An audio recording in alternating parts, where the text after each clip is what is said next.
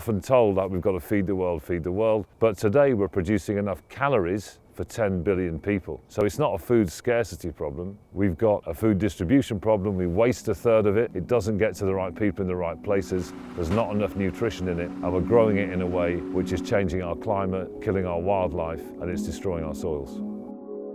My name's Andy Cato, and I used to be a DJ and a musician, and I'm now a farmer. I made a decision to become a farmer when I found out that if you're bothered about health, biodiversity loss, or climate change, it all starts with the way that we grow our food. The way we've been growing our food since the Second World War in particular is big monocultures, which is a single type of plant covering huge areas, so just wheat or barley or rape or whatever it is. If you look around in nature, nature never does monocultures. So as soon as you've got a monoculture, you've got a problem because nature doesn't like it and is trying to get rid of it. And because it's trying to get rid of it, you have to try and protect it with pesticides and herbicides and fungicides. Anything that ends in the word "side" means death. Why are we farming with chemicals in the first place? Well, it came from a very understandable place. Just before the Second World War started, we imported more than half of our food. So when we came under attack, there was obviously panic that we were going to starve. And there was this big push to grow as much food as we could. To do that, we used this quite new invention of fertilizers that could make crops grow really fast. But when you feed crops loads of fertilizers, it's a bit like us eating sugar. It's not a balanced diet, and so you get sick. To keep the crops alive that were getting sick, we had these other chemicals which actually also came from warfare as well: insecticides, fungicides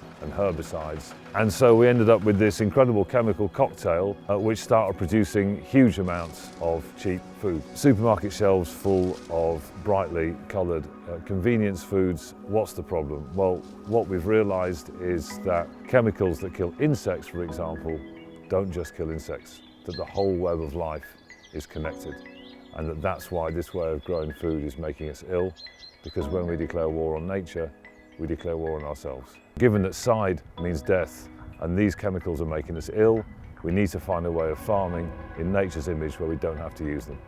And what's lovely for me now is to be part of this community of farmers here in the UK, all of us trying to push this forward together. And actually, kind of where we're ending up is really quite simple. We've got to look to nature, we've got to copy natural systems, we've got to grow our food using natural biology instead of chemistry, and that means soil, plants and animals all interacting together in the cycle that they have since life on Earth began.